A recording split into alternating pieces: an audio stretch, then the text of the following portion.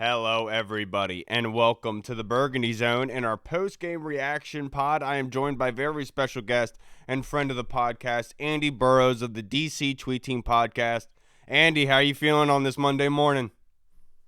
Yeah, I'm okay. Pretty much how I feel most Monday mornings now. I'm kind of getting used to it in a bad way, shall we say, Carl. So I'm the same, frustrated and annoyed. Yes, look, Washington football team falls to 2-7, 0-4 on away games, falling to 30-27 of the Detroit Lions, and that was a very, very just rough loss again because they are so close in these games, Andy, and then it's just like they just seem to always throw themselves for a ride.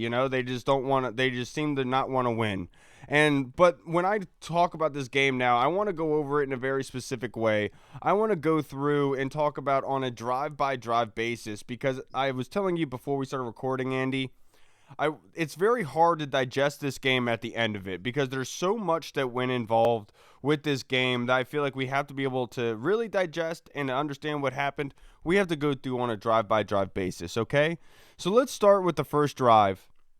The Washington football team starts out with the football, Andy. They do well. They move down the field. They get into field goal range right up there, and then it looks like a penalty and a sack takes them out of field goal range. Again, Andy, the only team left in the NFL to not score on an opening drive yet this season. Ridiculous. Yeah, again, it's a stat that we don't want to be tarnished with. But as that play and that drive was progressing, as soon as you saw penalties coming, you're like, not again. Like, it comes back to what I've been saying for ages. We need to learn lessons about stupid penalties. You'd think our offensive line would be like, it'd be in their mind, even before the ball is snapped, we can't give away stupid penalties. We just can't. As a player, you played football, you know yourself. It's going through your head, right? I need to learn from last week. I need to learn from the week before. And again, two costly penalties put us out of field goal range, and we ended up punting the ball. So, yeah, again, we sit here as fans and go, no lessons learned. Yeah, no lessons learned. And then the following drive by the Detroit Lions was the deep ball to Marvin Hall, the 55-yard pass. And I know everyone is getting on Kendall Fuller. And look, I understand Kendall Fuller did not play well yesterday. I will not sit here and act like he had a stellar game. He did not. But I will say Kendall is one of those players that you give the benefit of the doubt to. You say, okay, he had a bad game. This is not who Kendall is. Kendall has been the bright spot on defense for week in and week out throughout the season. He just had a bad game yesterday. He had a bad route there. He fell. He should have even fallen. But give credit to Matthew Stafford and Marvin Hall for being able to complete that ball. What was your mindset with Kendall Fuller on that play, Andy? To me, it kind of looked like he was caught in between two things. His eyes were doing one thing and his legs were knowing that he should be doing something else, but he didn't react quick enough to do it. And I agree with what they said on the commentary as the game was going on. He kind of got caught in two places, and by the time he had turned his head, he knew straight away he had made a mistake. But I'm with you, my friend. I'm not going to get on his case. He has been one of our outstanding players of the season. So for me, yes, it was costly, but he gets a pass. More than anything, that guy leaves it all on the field every game. So I'm not going to get on his back.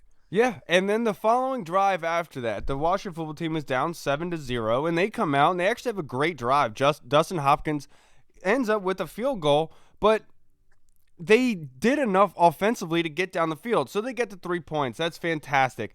The following drive, the defense forces a punt. The Washington football team then punts. After that is when the Detroit Lions get the touchdown to make it 14-3 off of what looks like Matthew Stafford's pass to Marvin Jones, which was an absolute just perfect ball. And it's kind of a hybrid coverage. It's a cover two, and you have to be able to fit that in the corner of the pylon, and that's exactly where Matthew Stafford put that football. I don't want to go too crazy on the guys for that because that's just a great play by Matthew Stafford. That's why he's one of the best quarterbacks in the league.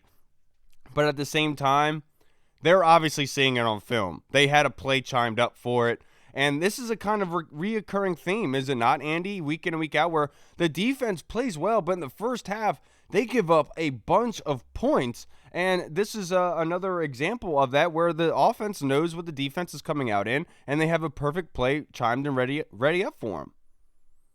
Yeah, again, like you just said there, mate. We do this week in, week out, or we give ourselves too big of a hole to get out of. You can't, like we've said many times, you can't be down 17 to 20 points in the National Football League. You just can't do it. And yeah, it was a well drawn up play. Don't get me wrong, teams are going to score plays against you. That's football, that's sport. You're going to have plays scored against you nearly every single game. You're not going to get shutouts in the NFL. Very rarely are you going to have a defense stop every single play. But they drew that play up well. They'd obviously practiced it. They knew that they were coming up against the cover 2. And boom, next thing you know, they're in the end zone and we're down again at halftime. Yeah, and then following that is the missed field goal. I know Dustin Hopkins is injured, but this has been a thing that's happened multiple times this season where he misses right. He doesn't even miss left. Every time that he's kicking these missed field goals, they're going right and they're not curving left. I'm not sure if that's due to injury or just him not lining up correctly or moving his leg in motion correctly, but that needs to be corrected because he has missed field goals multiple times this season. They lost 30-27, and there was only one missed field goal in this game. And I know that everyone's going to say that doesn't mean anything at the end of the game, blah, blah, blah. But obviously, the points mattered in this game in particular. I know Dustin Hopkins is injured, but maybe they should legitimately be calling up Vedvik this week. What do you think? Yeah, I mean, everyone knows what I think about Hopkins. We've just discussed this on the DC Tweet Team podcast that we recorded today as well. We're basically saying the same. But my question, Kyle, is why would you put an injured kicker in the game? Has a groin strain. The last thing you want your kicker to have is a groin strain. Yeah. Why are we not? And yeah, you don't want to replace him like hours before the game, and you'd plan to have him in. But I put that on the coaches. That one, everyone knows I haven't been a Hopkins fan all season, but for me, I go and put that on our coaching and our medical team. Our medical staff should be saying to Ron Rivera, "This guy cannot go. He cannot play."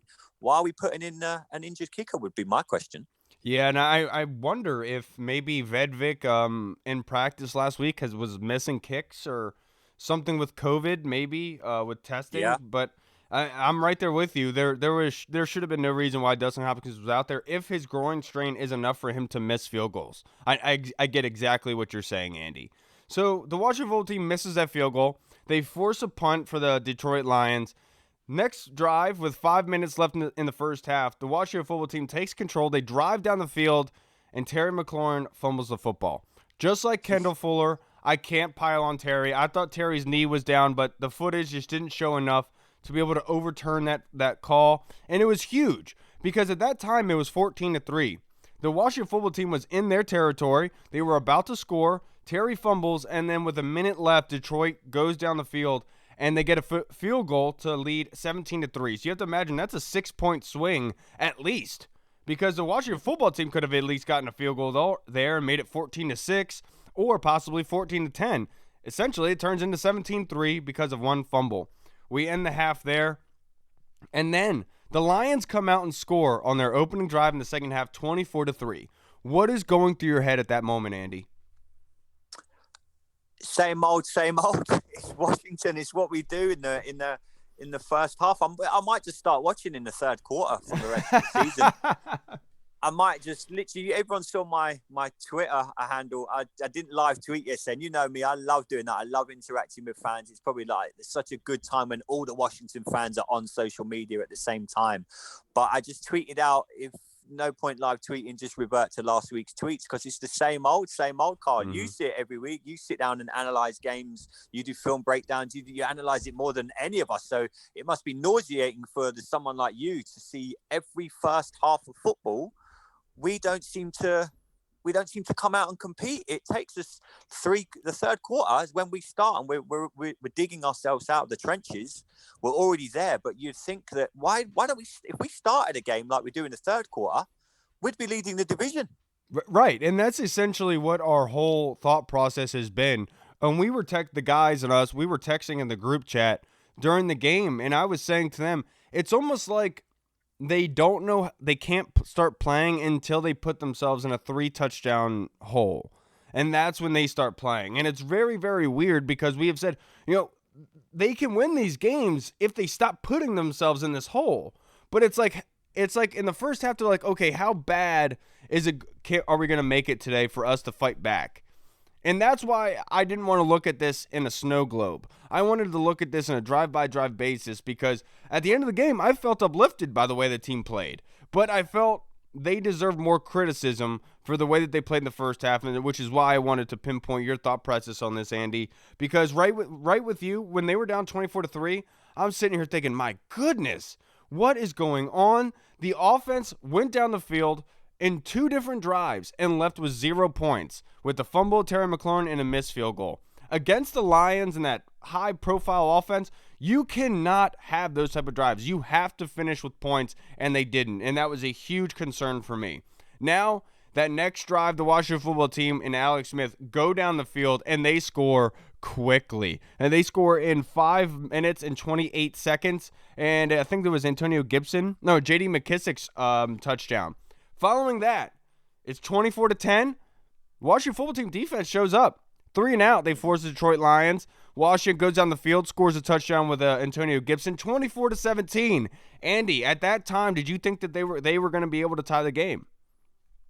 I did. I thought we're on a roll, but my thought process is the same as every single Washington fan. It's like, where has this performance been for the entire game? Right. You know what I mean? We sit here and we analyze games. I will say, Andy, I'm sorry to cut you off because no problem. I was talking with Hall about this because Hall was like, well, the defense is lacking off because they know they're up by so much.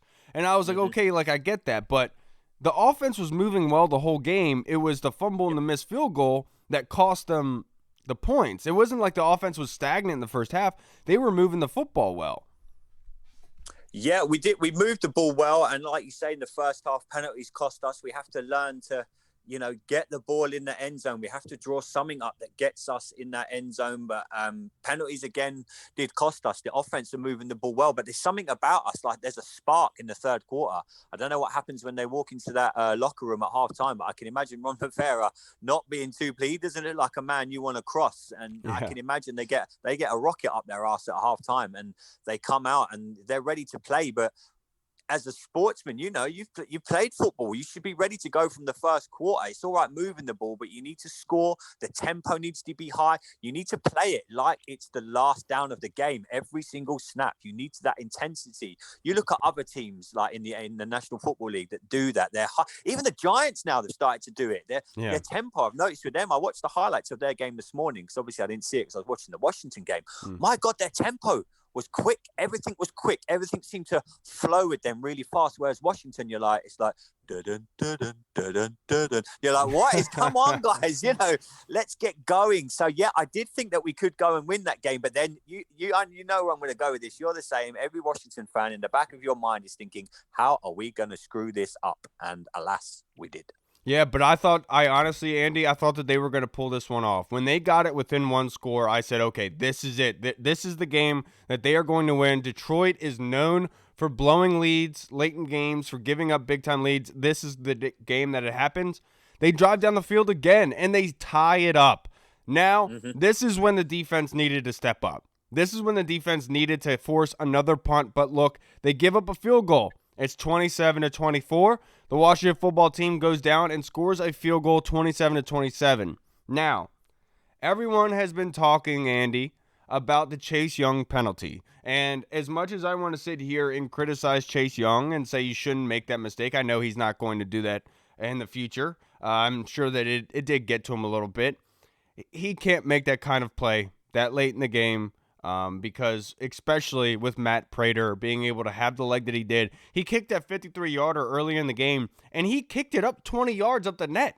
The dude could have hit it from 70. And so I'm saying, why are you giving them ammunition? Why would you do that? But look, Chase made a mistake. I'm not going to kill the kid for it. He's been playing incredibly well for us. He's going to continue to be playing well for us. He made a mistake, and it's a growing moment. But what were you thinking at that time? Yeah, I'm 100% with you, my friend. Like we just said on our podcast, we can't blame the kid. I put the question to Maurice: is it just a rookie mistake? And it is. It was just a rookie mistake in a season or 2 seasons' time. he'll know not to do that. It sounds stupid, but he will learn so much from that. Yes, it's a killer today. We were all frustrated yesterday. We were all upset, but he will learn so much from that. So in that regard, I'm not going to get on him. He knows, and fair play to him. After the game, he comes straight out and he answered every single question. I think like JP Finley tweeted out, with all this Zoom going on, he could have easily just got on a plane and gone home and not said a word. But full credit to the young man for coming out after the game and holding his hands up and taking a responsibility speaks volumes for his maturity, shall we say.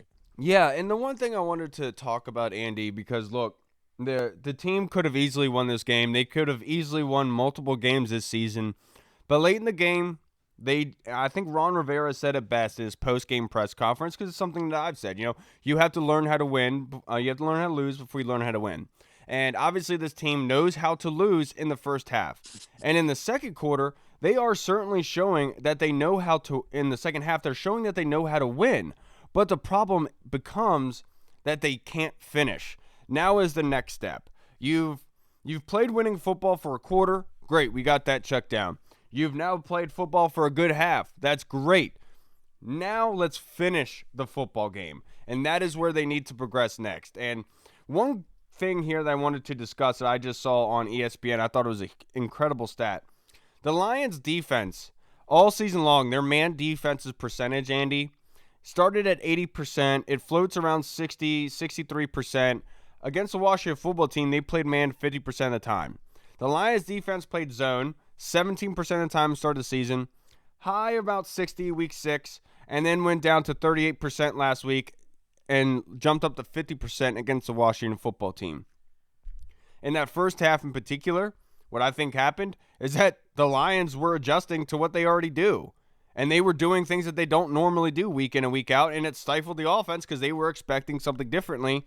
And it just seems like offensively for these other teams, they've kind of taken the Jason Garrett playbook of just getting the ball out quick, running the ball on the outside, so the pass rush is stifled. And I've seen that a lot because everyone keeps talking about the sack totals. Am I in panic territory? No. Are you, Andy?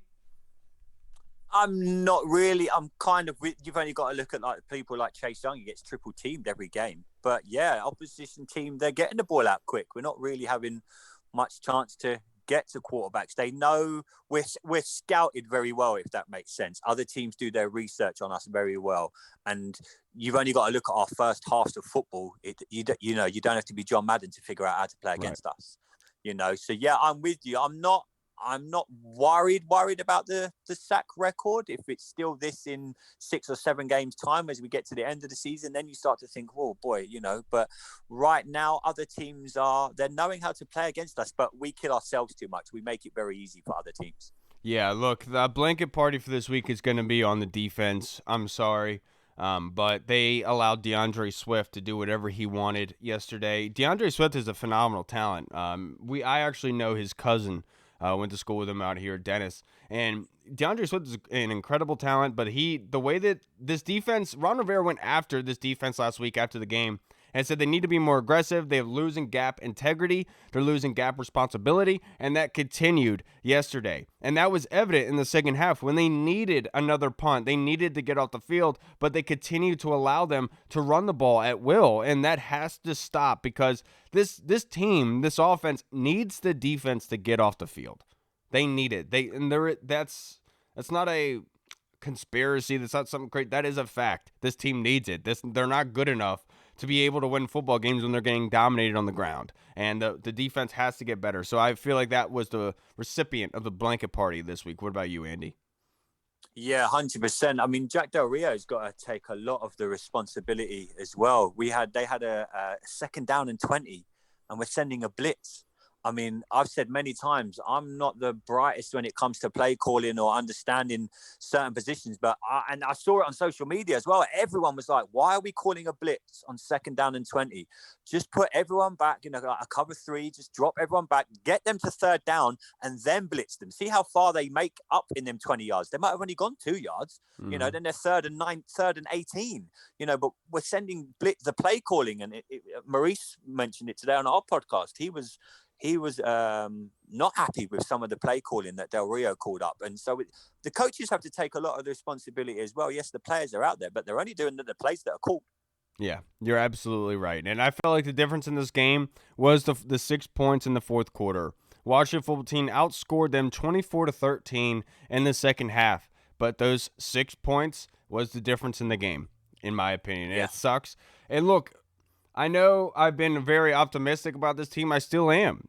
These growing pains, as crappy as they are, Andy, I told you yesterday, as bad as with this team I've learned, as bad as worse as it gets, that's how bad it's going to get before it gets better. You know, you never want to think about how low it can go. You just have to imagine that the good is going to come, because this team always shows that. When you think that they're out of it, they somehow find a way to start getting it done. And I feel like that growing pain, that switch is going to click very, very soon. I really do believe that, because this team cannot continue to play like this, and I think they realize that. And I want to give a lot of credit to Morgan Moses yesterday. After Cornelius Lucas went out, he stepped over to left tackle and did pretty well for shuffling mid-game. I was very impressed. Yeah, a lot of people were getting on him on social media last night. I'm like, are you kidding me? This guy, you know what I mean? What's left for him to do? He'll be a quarterback next. He literally can do anything. Yeah. You know, it's we like, need him. We need him to go kick field goals. Yeah, well, me and you might get a game at this rate, my friend. But yeah, I've got full credit to the guy. He moved over to left tackle, and he's a what we call over here a club man. He will do any job asked of him. You ask him, Morgan, do this. Yes, sir. I'm in them trenches. We want 10 more of him. We want someone that's just going to be like, yes, I'm going to do this for the team. Full kudos for him. I have not got a bad word to say about that man. Yeah, when I think about this team, you know, on a week-to-week basis, you have to imagine, like, you're going to have, like, let's say you're cooking a recipe right every week. You're going to have certain ingredients pop off in your meal that week. And every week there's different guys. And Kendall popped off a couple weeks, but you have to imagine every one of these matchups, your good players are not going to show up like they always usually do. Sometimes they're going to have bad games. The superstars, that happens. And in this game, it was like everyone was expecting, you know, the top tier Kendall, the top tier Chase Young, and that's what we didn't get. We needed the other guys to step up and do it for us. I thought Isaiah Wright did incredibly well. I thought Cam Sims did incredibly well. A lot of respect to those guys and Alex Smith, again, throwing for 300 yards. I did not think that was going to happen. The Lions are one of the worst teams against the run this year, and the Washington football team couldn't run the football. All they could do was throw. It was crazy to me. At halftime, their leading receiver was a running back, and their leading rusher was a wide receiver. It was what a weird game that was. Yeah, for full credit to Alex Smith, like I say, we spoke about him on our pod this week, and his mixed views. You know, Maurice was just like, well, you know, I can throw all them check down passes and get them yardage. So I hear both sides of the argument, but fair play to Alex Smith. It's not his fault that he hasn't got a full arsenal of weapons to throw at. You know, it's not the guy's fault. He's better than anything that we've got at the minute. I'm not going to get into the whole but we could be developing Haskins debate. You know, I've done that to nauseum now. So fair play to Alex Smith, you know what I mean, just for even getting back on the football field and, you know, back-to-back over 300-yard games. Fair play to him. I just wish we had some more weapons for him to throw at. Yeah, look, and with Alex, I know everyone's going to sit here and say, look, a lot of those are checkdowns, but you have to imagine they're also in rhythm. When a defense is like a flower. Before the play starts, they're in a cocoon. When the play develops, they go into the flower. And so the timing of that is very important because they're in their drop back step. And what Alex has been doing is he's been throwing that check down while they're in their step back. So that they're on their heels, which gives J.D. McKissick and the running back an extra step to get upfield. I know it's very easy to say that, but there's a difference between Dwayne hitting the check down 3 seconds after the play when the linebacker is already on him, not going for anything extra. When Alex is hitting these checkdowns, he's giving them the ability to move upfield. That is very evident in these games. And they're getting yardage. J.D. McKissick and Antonio Gibson are making guys miss. I'm not going to kill Alex Smith. The checkdowns is what he's good at. He's been in rhythm. They've been doing incredibly well, a lot better than I thought they were going to be doing without the running game. So I'm not going to kill him too much. But look, they've got to get better in all facets of the game. We got to get a special teams touchdown. And when are they going to win one of these close games, Andy? It's like you said yesterday, It's the same game, rinse and repeat every single week, is it not? Yeah, I don't know what to keep saying anymore, my friend. We don't learn from previous weeks. Our O-line give away too many penalties when they're down pre-snap. As an offensive lineman, going through my mind would be like, right, I can't get done for holding, I can't get done for face masking, I can't get done for false starts.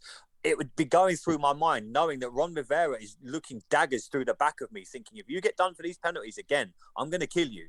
So something's not sinking in between their ears, during the week, that they can't give away these penalties, my friend. And we all see it as fans, as podcasters, as everyone sees it in the media that ask the questions after the game. But we don't mean diddly squat if the 11 men out on the field on a Sunday don't get that through their skulls that they need to improve. And we need to see that. But I feel like me and you and many people, we've been saying this for all season. Yeah. Well, see, look, there is a problem because with penalties, it's not like a mental thing. With penalties, so you don't get penalties when you're dominating. When it's an easy thing happening when you're blocking a guy, you're dominating him. It's easy for you to get your hands on him and control him at the line of scrimmage. It's when he's giving you fits. It's when you're flipping out and you're trying to regain control and your hands get loose and sloppy. That's what happens with these penalties. So these guys are trying to make a play by doing too much, which leads to a penalty, and which goes exactly to your point, Andy. Young mistakes. Calm down. You don't need to reach around their neck. You don't need to grab at the jersey. You don't need to hit Matthew Stafford 3 seconds after he throws a football. Those are not necessary. And it's just them being over exuberant, doing too much because they haven't been able to do a lot. You know what I mean? It's kind of like a panic thing. And that's where Thomas Davis comes in and says, calm down. Everything's going to be okay. Just do your job. And that's the whole point, is that they're a young team. They keep having these mental mistakes every single game. And as much as the coaching staff wants to yell at them in a 60-minute game, when everything is going on, bullets are flying, you're trying to get stuff done, you make mistakes. And this is where they need to grow as a team. And we can't blame the coaching staff, in my opinion. It's them. They have to grow as men. And I really hope they have the leadership in the locker room to help guide them there. Yeah, we need a few more veterans around, I think. You've only got to look on the Detroit Lions sideline. They've got Adrian Peterson sitting there. Just if we had kept him for a season, explain to him, look, he's not getting any carries for the Lions. Look how many carries he got yesterday. We could have said exactly the same thing to him for the Washington football team. Said, look, Adrian, you're not going to get many carries this season, but we want you around the team. We want you guiding this young team. We need your experience. Could you do that for us? If he says no, he says no. But I feel like we're such a young team. The veterans' voices, there's not many of them. Maybe they're not getting heard. Maybe Ryan Kerrigan's a bit down in the dumps because he's not playing that much, So it's a lot of responsibility on young shoulders, shall we say. Yeah, absolutely. Look, a lot of credit to Alex Smith, 38 of 55 and 2 touchdowns. Incredible play by him, and 300 yards. He did incredibly well. A lot of credit to Alex Smith. Andy, I really appreciate you coming on and talking me down off this ledge. It was a very sad night last night. I told my wife because I went out and bought some beer. When they kicked that field goal to tie it up, I was sitting here thinking, okay, we're going to go to overtime. So I'm going to go get some beer for overtime. This could be a good night. And I was like, wait, but what if they kick a field goal before the end of regulation? All right, I'm going to drink anyway. So I went out and bought a pack of Yingling. And on the road, I was listening to Julie Donaldson and D'Angelo Hall and Bram Weinstein call that game. And hearing the Chase Young penalty and that kick go through, I chugged that beer when I got home, Andy. I'm not going to lie. Yeah, I mean, if you're getting to that state, you're the most optimistic fan I know for Washington. We've driven Carl to drink. What is happening here, Washington? We need to sort this out. I'm not a drinker either, I'm really not. But I had to have a beer yesterday because I get so hyped over these games. Being so depressed the first half, seeing them come back in the second, you're like, yes, they can do it. They can do it. No. And it's brutal, absolutely brutal. Andy, I really do appreciate you taking the time out and joining me, sir, on this another depressing Monday. But look, brighter days are ahead, brother. I always say that.